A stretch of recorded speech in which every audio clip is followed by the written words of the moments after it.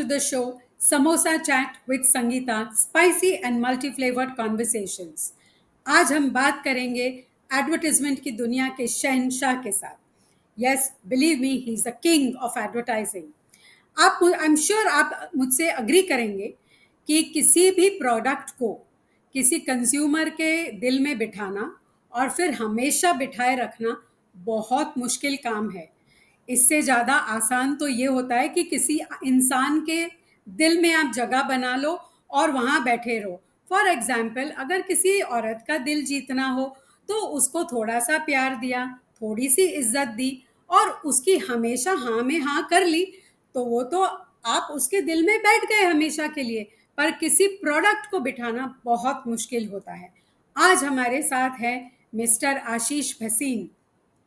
40 साल से ये एडवर्टाइजिंग की दुनिया में हैं और इन्होंने डेंसो जैसी कंपनी में ये चेयरमैन और सीईओ रह चुके हैं और अब ये अपनी खुद की फर्म चलाते हैं. ये इतने काबिल हैं कि ये किसी रेगिस्तान में रेत बेच सकते हैं और किसी पहाड़ पर हवा बेच सकते हैं. और आपको इस इंटरव्यू के बाद ज़रूर यकीन हो जाएगा मेरी बात पे. तो चलिए स्वागत करते हैं मिस्टर भसीन का. Mister Bhasin, welcome to our show. Thank you so much Sangeeta, बहुत खुश हूँ आपके शो पे आने के लिए. और ये जो आपने कहा, आई होप कि मेरी वाइफ सुन रही हैं, क्योंकि मैं उन्हें कभी कुछ नहीं बेच पाता. आप खुद उसके हो गए, उसको दुनिया में अब और किसी चीज़ की ज़रूरत नहीं, और ये मैं बेखूबी जानती हूँ. तो मिस्टर भसीन, चलिए आपके करियर के बारे में बात करते हैं. मैं ये जानती हूँ कि आपने बायो केमिस्ट्री में क्वालिफिकेशन किया, फिर आपने एमबीए किया और फिर आपने एडवर्टाइजमेंट की दुनिया में तहलका मचा दिया. तो इस जर्नी के बारे में बताइए. देखिए, जब हमारा समय था, अब ये मैं 40 साल से ज़्यादा की पहले की बात कर रहा हूँ, उस समय हमारा करियर इतना प्लान नहीं होता था जितने बच्चे अब प्लान करते हैं. मैं शुरू से साइंस स्टूडेंट था. मैंने ज़ूलॉजी बायोकेमिस्ट्री में सेंट ज़ेवियर्स कॉलेज से बीएससी ऑनर्स किया था.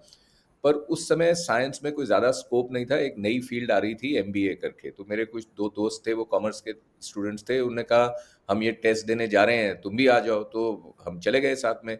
अब इत्तेफ़ाक की बात ये है कि वो इंटरव्यू, ग्रुप डिस्कशन वगैरह मेरा अच्छा हो गया, टेस्ट भी अच्छा हो गया. वो बेचारे क्लियर नहीं कर पाए, मैं क्लियर कर गया. तो फिर मैंने मार्केटिंग में एमबीए किया.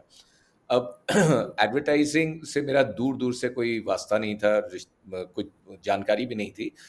एक्सेप्ट ऑफ कोर्स कि अगर आप एमबीए मार्केटिंग करते हैं तो ऑब्वियसली थोड़ी बहुत नॉलेज आ जाती है उसमें. तो कोइंसिडेंटली मुझे एक अच्छी जॉब ऑफर आई उस समय अपने इंस्टीट्यूट से ही.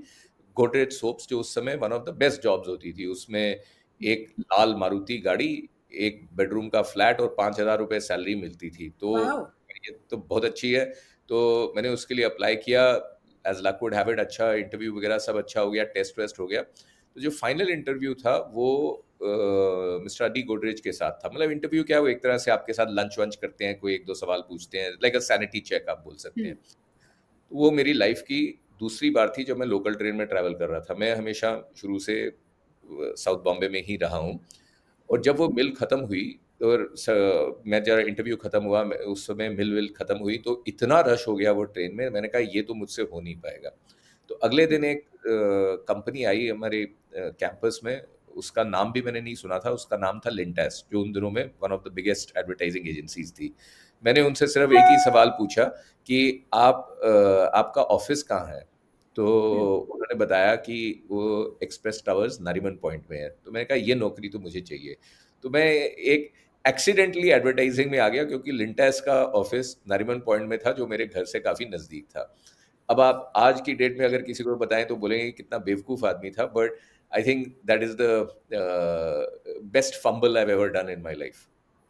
That is brilliant.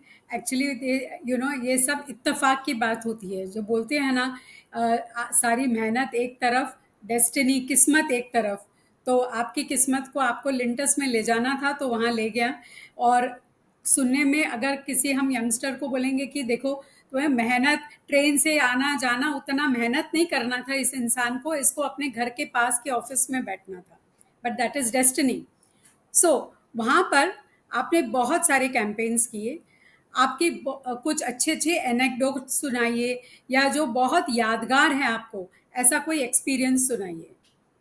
देखिए, जैसे कहते हैं ना, पहला प्यार सबसे ज़्यादा याद रहता है, इसलिए जो पहली बड़ी यस। कैंपेन आप करते हैं, वो भी आपके लिए हमेशा याद रहती है और मेरे लिए तो वो बहुत ही यादगार थी।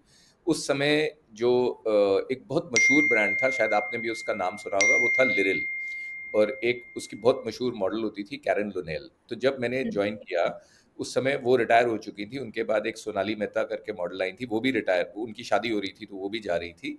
तो मुझे एक जॉब दी गई कि एलेक पदमसी हमारे चेयरमैन थे और वो बहुत लिरिल को अपना बेबी मानते थे एक तरह से। तो उन्होंने कहा कि तुम जाके एक नई लिरिल गर्ल ढूँढो, जिसकी बहुत उसमें खूबियाँ होती हैं जो ढूँढनी पड़ती हैं, जो वाटर के साथ बहुत हुँ। कंफर्टेबल हो, एटसेट्रा, एटसेट्रा।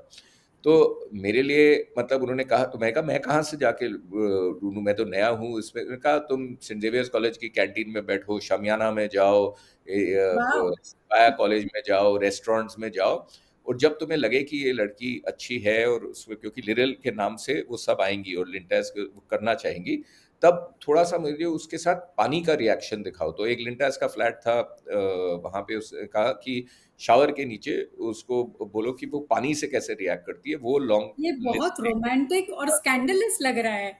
एब्सोल्युटली। तो मेरे जो क्लासमेट्स और वो थे, उन्होंने कहा बॉस तुम्हारे को तो दुनिया की सबसे अच्छी जॉब मिल गई, कि ये ऑफ करने को कोर्स। मिल रहा है। बट उन्होंने रियलाइज़ नहीं किया था कि ये कितनी मुश्किल जॉब है और आपको कितना कठिन है, पर्टिकुलरली एक आदमी के लिए कि एक और यंग, या उस समय मैं यंग लड़का था, मानो या ना मानो, तो उसके लिए कि एक लड़की के पास जाओ, उसको कन्विंस करो और ये करो। बट खैर, it went off well, we managed to find some very good model. Anjali Jathar was the one जिसको फाइनली सिलेक्ट किया गया था।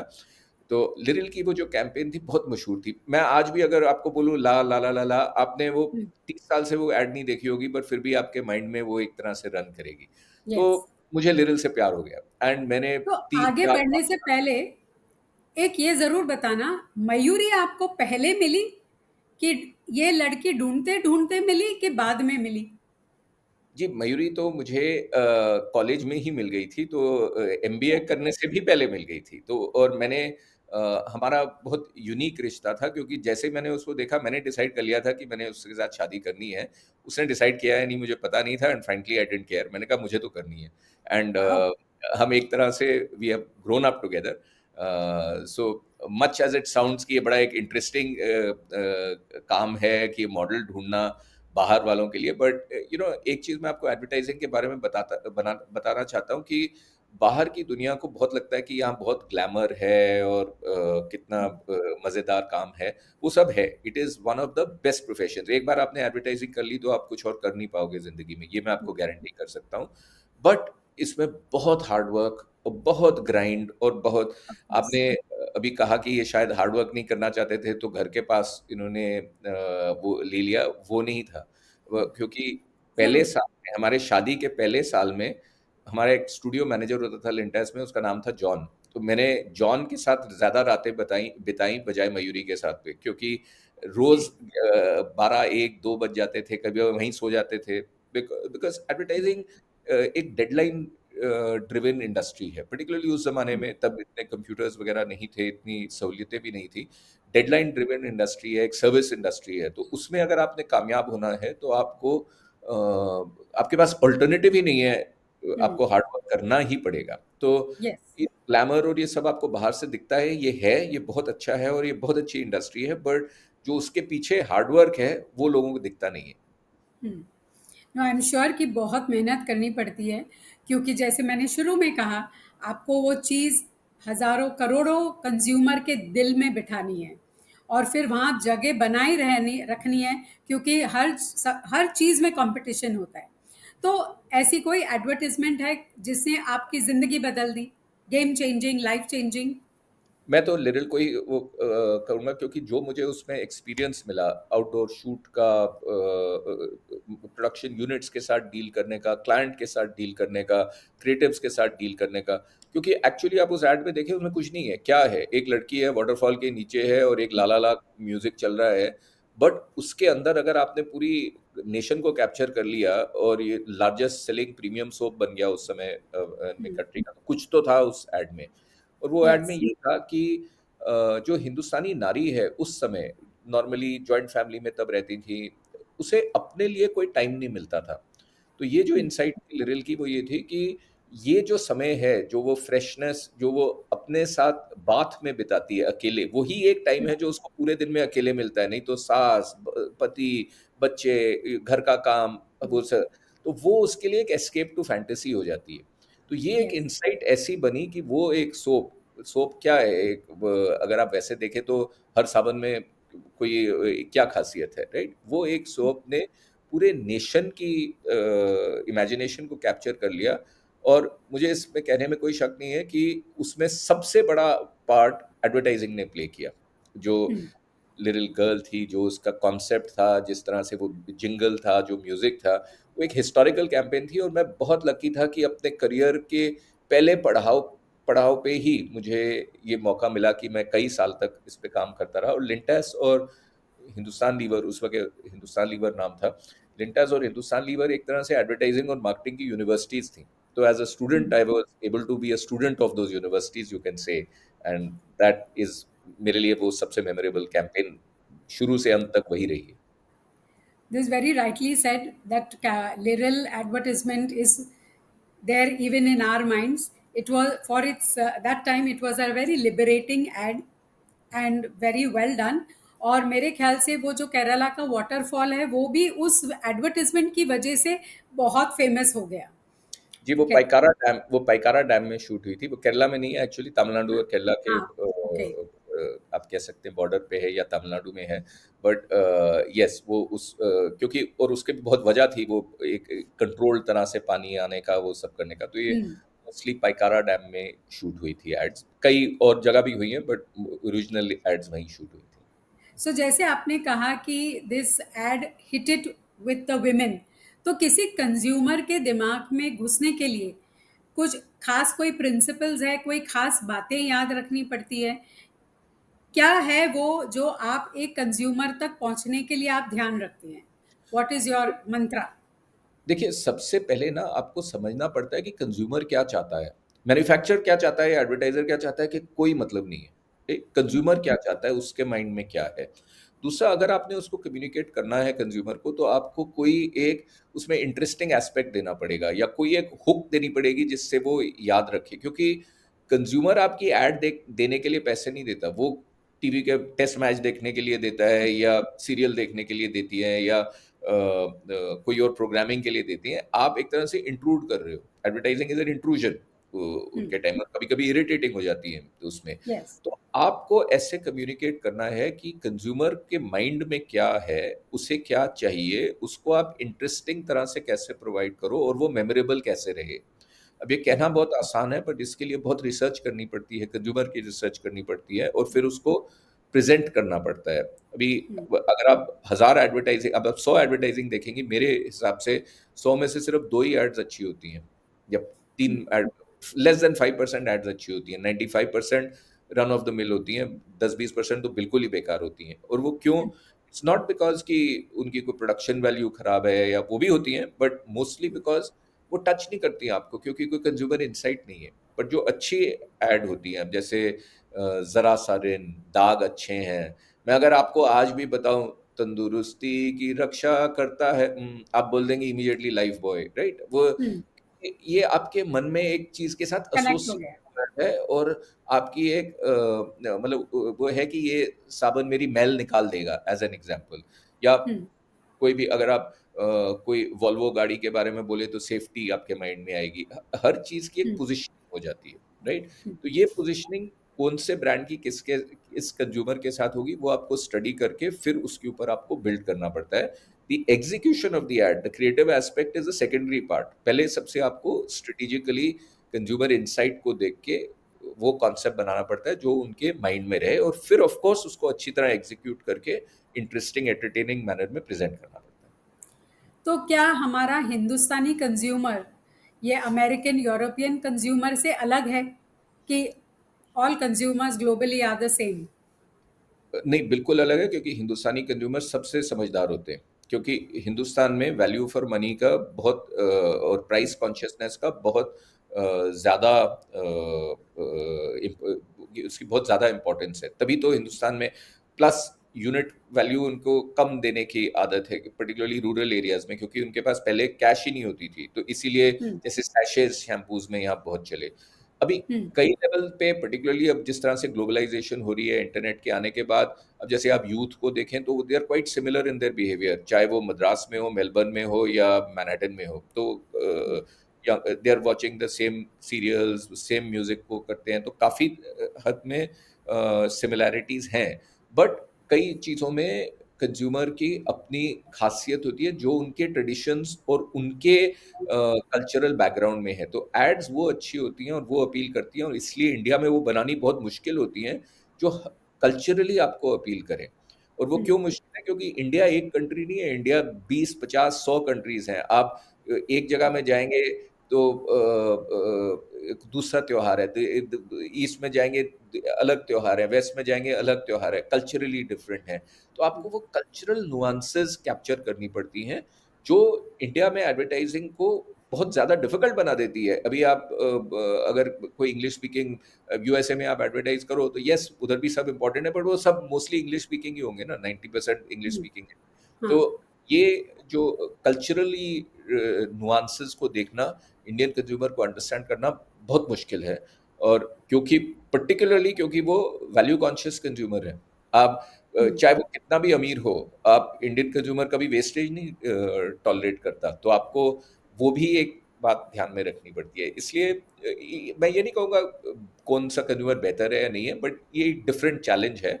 एंड डेफिनेटली इंडिया में एडवर्टाइज करना काफ़ी चैलेंजिंग काम हो सकता है। जैसे आपने कहा कि कोई ना कोई प्रोडक्ट उसकी अच्छी एडवर्टाइजमेंट होती है तो हम उस ब्रांड को याद रखते हैं।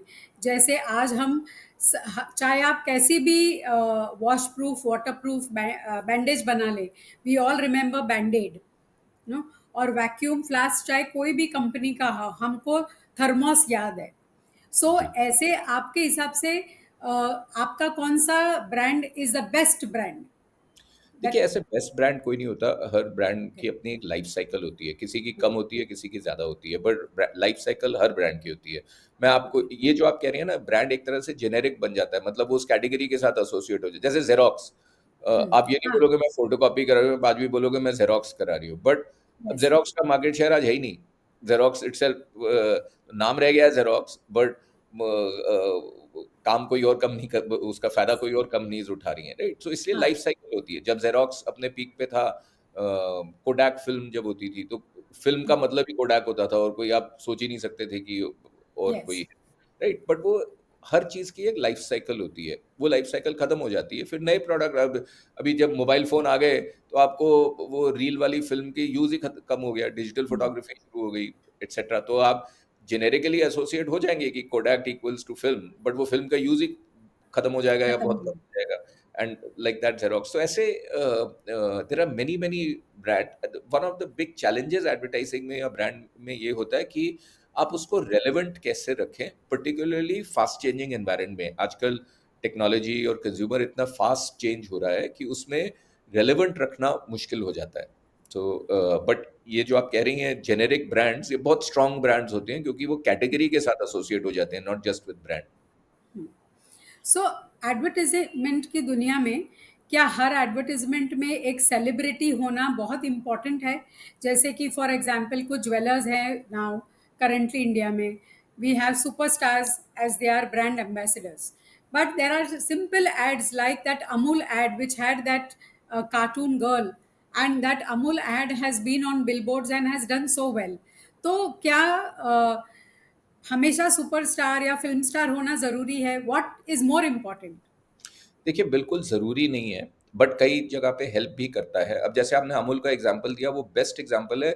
It is an FMCG company, जो जैसे दूसरी एफएमसीजी कंपनी है, नेस्ले है, मैरिको है, हिंदुस्तान लीवर है, वो लगभग अपनी सेल का 7 से 10% एडवर्टाइज़िंग पे लगाते हैं। इन्होंने अपनी सेल का हमेशा 1% से कम लगाया है। बिलबोर्ड्स पे, होर्डिंग्स पे उन्होंने ब्रांड बिल्ड किया है। जो अमूल गर्ल आप कह रहे हैं, टॉपिकल टॉपिक्स लेकर एक हाँ, क्रिएटेड कैरेक्टर है, राइट?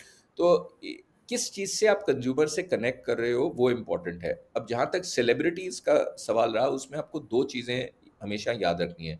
एक हेल्प ये हो जाती है कि एक सेलिब्रिटी नोन फेस होता है, उसकी फॉलोइंग होती है, तो अगर आप अपने ब्रांड के साथ एसोसिएट करो, अब जैसे कपिल देव की आज भी आप मैं बोलूँ वो पामोलिव का जवाब नहीं दो आपको, कपिल देव और पामोलिव हम्म, याद रहेंगे, राइट? क्योंकि वो ब्रांड फिट था, वो एक रस्टिक हरियाणा से आया हुआ मैचो मैन था और पामोलिव एक शेविंग क्रीम थी जो उसमें फिट यस। होती थी।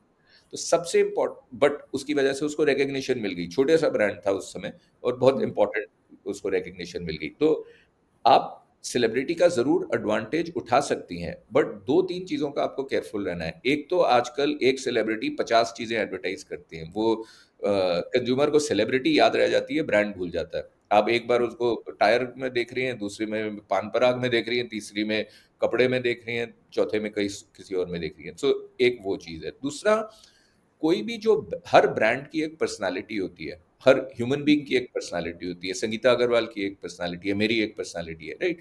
तो जो सेलिब्रिटी की पर्सनालिटी है और जो आपके ब्रांड की पर्सनालिटी है, उसमें फिट होना चाहिए। अगर हम्म, आप एक फॉर एग्जांपल आप एक बहुत सीरियस प्रोडक्ट को एडवर्टाइज कर रहे हैं, एक बहुत difficult to understand type of product है, कोई फाइनेंशियल प्रोडक्ट है या वो इवॉल्व टाइप की इंश्योरेंस है, और अगर आप उसमें बोलो कि मैं जॉनी लीवर को लगा दूंगी या गोविंदा को लगा हम्म, दूंगी ना, ये दोनों बहुत अच्छे सेलिब्रिटीज हैं, बट उनका ब्रांड फिट नहीं हो सकता है, उनका ब्रांड फिट नहीं बैठे उसमें, राइट? यस। एंड लाइकवाइज जो आपकी सेलिब्रिटी आप यूज कर रही हैं, उसका उसकी ब्रांड पर्सनालिटी और आपके ब्रांड की पर्सनालिटी में ये बिल्कुल सिंक होना चाहिए, तभी वो काम करेगी। नहीं तो इट विल बी आपको सेलिब्रिटी याद रह जाएगी, ब्रांड नहीं याद रहेगा। Yes, correct. सो अब आजकल के ज़माने में इन्फ्लुएंसर्स भी बहुत इन्फ्लुएंस कर रहे हैं। सो जी। व्हाट डू यू थिंक, उनका क्या फ्यूचर है? Are they making an impact? देखिए जो नया कंज्यूमर है, यंगर कंज्यूमर है, और जो इंडिया में मीडिया के आप ट्रेंड्स देखें तो digital is on a fast growth. जो नई पीढ़ी है, वो लगभग न्यूज़पेपर पढ़ना उन्होंने बंद कर दिया है या बहुत कम कर दिया है। टेलीविज़न भी कभी-कभी देखते हैं, वो भी डिजिटली देखते हैं, राइट? तो वो एक डिजिटल वर्ल्ड में रहते हैं। तो पर्टिकुलरली जो डिजिटल इन्फ्लुएंसर्स हैं, उनका वो अगर उन्होंने कुछ खरीदना हो या किसी चीज़ के बारे में पता करना हो, तो वो इंटरनेट पे जाके लोगों के क्या रिव्यूज़ हैं, क्या कमेंट्स हैं, क्या वो उसके बारे में देखें। तो इस कॉन्टेक्स्ट में इन्फ्लुएंसर्स इंपॉर्टेंट हो जाते हैं, क्योंकि इन्फ्लुएंसर्स की भी अपनी पोजीशनिंग होती है। अभी कोई कुकिंग में माहिर है, तो अगर मैंने कोई कुकिंग रिलेटेड चीज़ पूछनी है, तो मैं उससे उस इन्फ्लुएंसर के बारे में उससे पूछूँगा कि वो क्या एडवाइस कर रहा है। मैंने कोई गाड़ी के ऊपर एक्सपर्ट्स हैं, इन्फ्लुएंसर्स हैं, तो मैं अगर गाड़ी खरीदने जा रहा हूँ, तो मैं उनके ओपिनियन देखूँगा। तो ऐसे इन्फ्लुएंसर्स की इम्पोर्टेंस तो बढ़ती ही जा रही है और वो बढ़ेगी ही। खाली इसमें ये देखना है कि जैसे मैंने सेलिब्रिटीज़ में भी कहा, अभी कई इन्फ्लुएंसर्स हर चीज़ के एक्सपर्ट बनने की कोशिश कर रहे हैं। कई क्लियरली पैसे लेके कुछ काम कर रहे हैं, जो आपको दिख जाता है कि ये इट्स नॉट कि बिकॉज़ वो जेन्युइनली बिलीव करते हैं। तो इसलिए influencer as a category very important, and importance is going to keep growing, but many of the influencers I think वो बहुत ज़्यादा ब्रांड्स के साथ एसोसिएट होने में या बहुत शैलो होने की वजह से बिक गए हैं एक तरह से, राइट? तो इसलिए उनकी इम्पोर्टेंस कम होती जा रही है, और उस चीज़ के लिए ब्रांड्स को केयरफुल होना पड़ेगा कि अगर एक आदमी आज बोलता है कि व्हाइट अच्छा है, कल बोलता है नहीं व्हाइट बिल्कुल गंदा है, तो फिर उस आदमी की वैल्यू नहीं रहेगी आफ्टर पॉइंट नहीं इन टाइम। रहेगी। It will differ from influencer to influencer. और आर्टिफिशियल इंटेलिजेंस, उसका क्या इम्पैक्ट रहेगा? देखिए, अब एआई तो हर जगह घुस रहा है। मेरे हिसाब से आर्टिफिशियल इंटेलिजेंस एक ऑल परमिएटिंग ट्रेंड है, और उसका इम्पोर्टेंस बहुत होगी हर चीज़ में। या अगर आप एडवर्टाइजिंग के उसमें देखें, तो कई एस्पेक्ट्स में वो सिग्निफिकेंट इन्फ्लुएंस करेगा। धीरे-धीरे ये एक नेसेसरी टू हैव स्किल बन जाएगी, राइट? ऑलमोस्ट एक हाइजीन फैक्टर बन जाएगा, और नॉट जस्ट एडवर्टाइजिंग में, डॉक्टरों के लिए, लॉयर्स के लिए, आर्किटेक्ट्स के लिए, हर एक के लिए, राइट? क्योंकि अगर मैं सिर्फ एडवर्टाइजिंग के पॉइंट ऑफ व्यू से देखूँ, तो कई चीज़ें ऐसी होती हैं जो मैकेनिकली रेप्लिकेट की जा सकती हैं, उनको डिजिटाइज़ करा जा सकता है। तो वो जो एस्पेक्ट्स हैं, वो आर्टिफिशियल इंटेलिजेंस से much faster, much more error free और ईज़ियर हो सकते हैं। आइडिएशन में आपके लिए हेल्प कर सकते हैं, but artificial intelligence can never be a substitute for intelligence. It is a yes. Great aid that you have, आपको हेल्प करने के लिए। अब जैसे कोई डॉक्टर हैं, उन्हें अगर आर्टिफिशियल इंटेलिजेंस से बहुत इन्फॉर्मेशन मिल जाए और वो क्या होगा, वो एक छोटे से समय में पूरा रिसर्च का स्कैन करके मिल जाए, तो ये उनके लिए बहुत अच्छा इनपुट है। बट डॉक्टर फिर भी चाहिए सर्जरी करने के लिए या डिसीजन लेने के लिए, करेक्ट? तो सिमिलरली एडवर्टाइजिंग में भी यही रोल होगा। मुझे डर ये लग रहा है कि कई लोग आर्टिफिशियल इंटेलिजेंस को एब्डिकेट करते जा रहे हैं। मतलब वो अपनी इंटेलिजेंस छोड़ते जा रहे हैं और सिर्फ आर्टिफिशियल इंटेलिजेंस पे डिपेंड करते जा रहे हैं। वो बहुत डेंजरस है और वो ज़्यादा देर चलने वाली चीज़ नहीं है, क्योंकि उनकी स्किल्स फिर खत्म हो जाएंगी। They are not going to be this thing. But yes. क्या वो इम्पोर्टेंट है, क्या वो इंडस्ट्री का फ्यूचर को शेप करेगी? 100%, कोई डाउट ही नहीं है उसमें। तो देर इज चांस कि आर्टिफिशियल इंटेलिजेंस से क्रिएटिविटी हमारी कम हो जाएगी, बिकॉज हम उस पर आई ज़्यादा डोंट में। Think so. आई थिंक ज़्यादा हो जाएगी, क्योंकि ओके। आपको एड्स, इतनी रिसर्च मिल जाएगी, इतने ऑप्शंस मिल जाएंगे कि आप, ये आपके ऊपर है। कम हो सक हाँ। अगर आप लेज़ी हो गए तो कम हो जाएगी, और नहीं हुए तो। But it's not just creativity. एक ऐड में 80 टू 90% ऑफ द मनी, और प्रोबब्ली इवन मोर, मीडिया पे लगती है, राइट? अब आप गूगल पे चलाएं ऐड, फेसबुक पे चलाएं, स्टार टीवी पे चलाएं, किसी पे, तो मीडिया का जो कॉस्ट है वो मच मोर देन प्रोडक्शन होता है। अब आर्टिफिशियल इंटेलिजेंस वहाँ पे भी आपको बहुत मदद कर सकती है। कौन-सा कंज़्यूमर किस समय कहाँ पे लाइकली है कि आप उसको यस। पकड़ें और मिले। क्योंकि अब आप कोई एक ऐड चलाती है ना, फर्स्ट ऑफ ऑल मैं मर्सिडीज़ गाड़ी बेचना चाहता हूँ, and let's say Bombay city में मेरे पास 10,000 कस्टमर हैं, जो पोटेंशियल बायर्स हो, एज़ एन एग्ज़ाम्पल, राइट? तो पहले क्या था, मैं टाइम्स ऑफ इंडिया में ऐड देता हूँ, मुझे पता है कि 10 मिलियन लोग देखेंगे, उसमें से मुझे सिर्फ 10,000 का करना है, मुझे पता है कि बाकी वेस्टेज हो रही है। अब जैसे-जैसे डिजिटल आया, वेस्टेज कम होनी शुरू हो गई, क्योंकि मुझे कंज़्यूमर के बारे में पता। तो मैंने कहा कि आप सिर्फ़ ये ऐड उसको दिखाओगे जो अफ़ोर्ड कर सके या जो मर्सिडीज़ में इंटरेस्टेड हो, एटसेट्रा। बट फिर भी मैं वो 10,000 लोग कौन है वो नहीं जानता।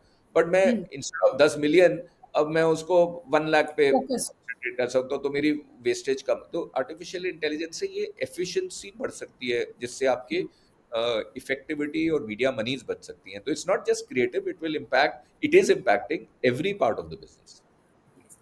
सो आपकी क्रिएटिविटी का राज क्या है? जी देखिए, मैं बिल्कुल क्रिएटिव आदमी नहीं हूँ। यू नो, अब मुझे किसी ने मुझसे पूछा था एक इंटरव्यू में कि एडवर्टाइजिंग में आपको क्या लगता है कि सबसे बड़ी क्वालिटी क्या होनी चाहिए? मोस्ट ऑब्वियस आंसर इसका क्रिएटिविटी है, क्योंकि लोग समझते हैं कि क्रिएटिव बिजनेस है तो क्रिएटिविटी होगा। वो फैक्ट है, ऑफ कोर्स ये बहुत इंपॉर्टेंट है, बट उससे भी सबसे ज़्यादा इंपॉर्टेंट, क्योंकि ये एक बहुत डिफिकल्ट बिजनेस है जो लोग समझ नहीं पाते हैं, is resilience. It's the ability to withstand stress, क्योंकि ये एक डेडलाइन ओरिएंटेड बिजनेस है। आपको हर दिन अपनी ए गेम लानी पड़ेगी।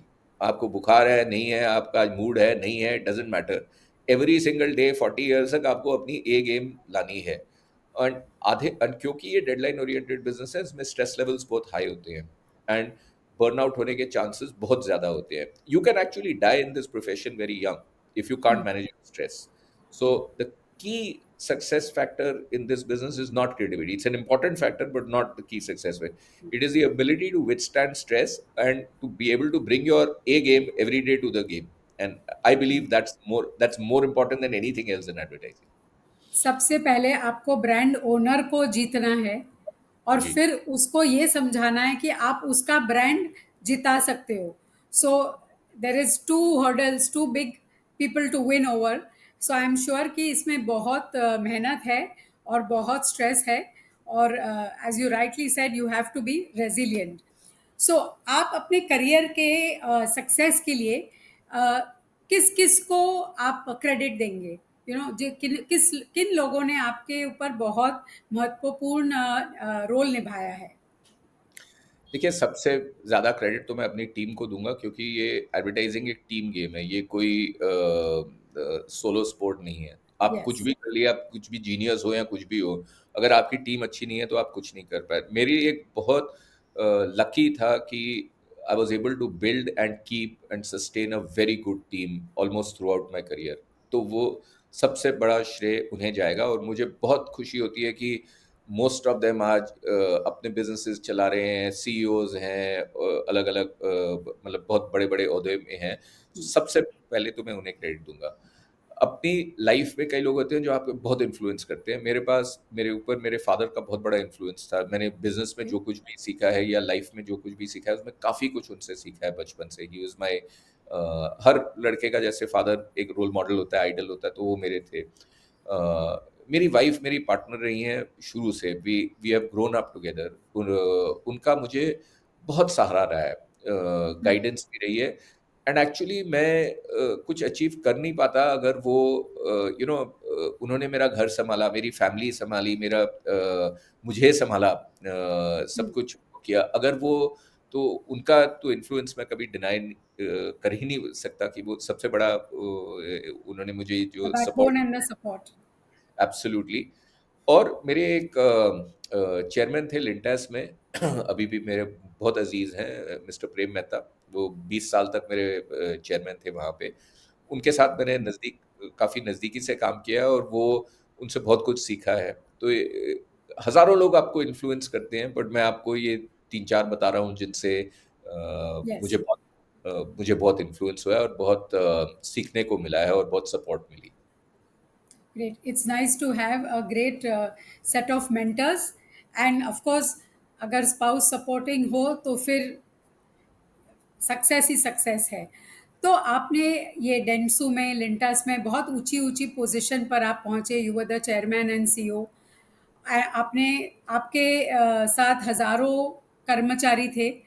तो can you give us some inputs on how to make a very good team, create a very good work environment? क्योंकि आजकल काम का पर जो हमारा एनवायरनमेंट होता है वो बहुत उसके ऊपर बहुत चर्चा होती है। क्योंकि आजकल लोगों को बहुत अपना पर्सनल स्ट्रेस है, वर्क पे स्ट्रेस होता है और बाकी लाइफ के स्ट्रेसेस होते हैं। उस सब स्ट्रेस के साथ वो काम पर करने आता है। तो हमारा वर्क एनवायरनमेंट ऐसा होना चाहिए कि हमें अच्छा लगे काम करके। And it should not look like work, but it should look कि मेरा पैशन यहाँ कंप्लीट हो रहा है, मेरे सपने मुझे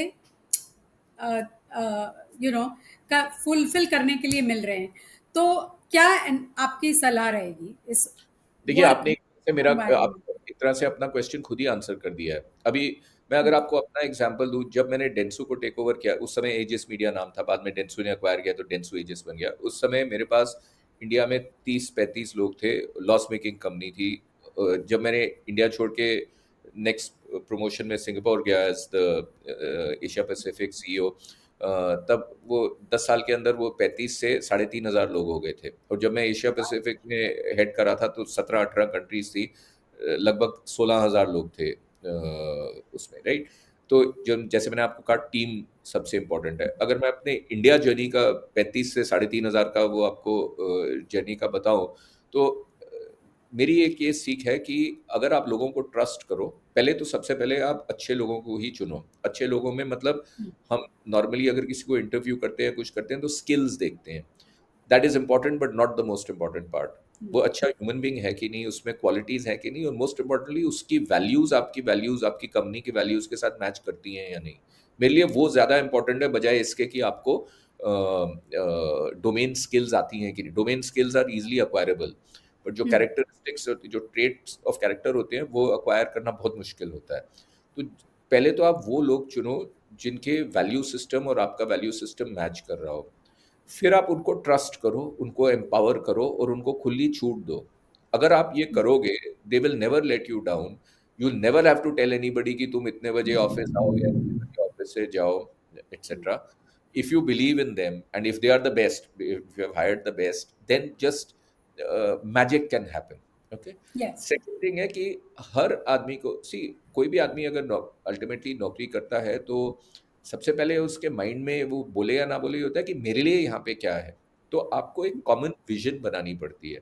that common vision is bigger than कि तुमको पैसे कितने मिलेंगे या तुमको गाड़ी कौन सी मिलेगी एटसेट्रा। वो एक तरह से हाइजीन फैक्टर्स होते हैं, but there is a higher level. जब आदमी के पास थोड़ा पैसा आ जाता है, थोड़े एक्सपीरियंस हो जाता है, जो लीडर्स होते हैं आपके कंपनीज के, जो सीईओज होते हैं, मैनेजिंग डायरेक्टर्स होते हैं मेरी कंपनी में जो मेरे थे, उन्हें मैं ये नहीं बोल सकता कि अच्छा मैं तुमको थोड़ा और पैसा दे देता हूँ तुम और मोटिवेट हो जाओ। There has to be a higher purpose जिसके साथ आप सब एक दिशा में एक तरफ जा रहे हो, बट फिर भी आपको इनफ फ्रीडम है कि आप अपने उसमें ऑपरेट कर सको। आई थिंक ये अगर आप अचीव कर लो, and this is very difficult to achieve, then आप मैजिक क्रिएट कर सकते हो। सो जो आप वर्क एनवायरनमेंट कह रही हैं, एंड फ्रैंकली आजकल ये बहुत कंट्रोवर्सी चल रही है, कोई कहता है 70 घंटे काम करो, कोई कहता है 90 घंटे करो, कोई कहता है 140 घंटे करो।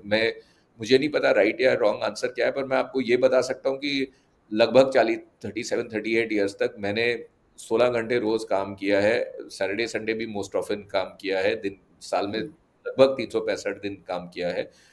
ये ज़रूरी नहीं है कि ये ठीक चीज़ है, इनफैक्ट ये मेरी गलती है उसमें। बट फिर क्या होता है, फिर आपको आदमी को बताने की ज़रूरत, मुझे किसी ने नहीं बताया कि तुम इतने घंटे काम करो, और आपको बताने की ज़रूरत नहीं होती कि तुम 70 घंटे करो या 90 घंटे करो, या संडे को बीवी को मत देखो और ऑफिस में आ जाओ, जैसे लार्सन एंड टुब्रो के चेयरमैन ने कहा था। वो आपको कोई ज़रूरत नहीं है वो सब करने की।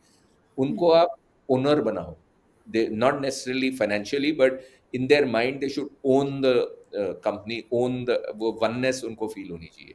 वो आपने अचीव कर लिया तो then you are set. Give them the freedom to do it, and I think that's the mantra of leadership. Ashish ji, आपने बहुत फैब्युलस मंत्रा दिया है फॉर अ वर्क एनवायरनमेंट को सक्सेसफुल बनाने के लिए। First, choose the right people जो आप वैल्यू सिस्टम मैच करे, कैरेक्टर मैच आपके साथ मैच करे।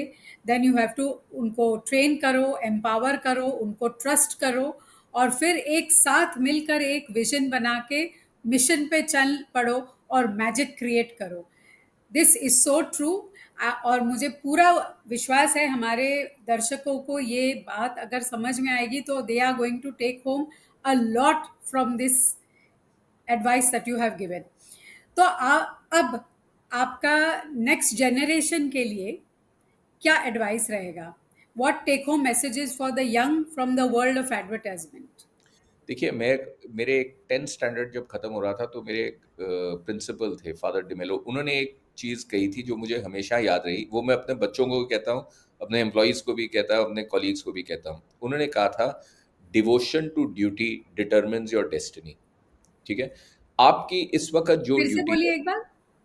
Devotion to duty determines your destiny. ठीक है? वाओ। इस वक़्त आपकी क्या ड्यूटी है?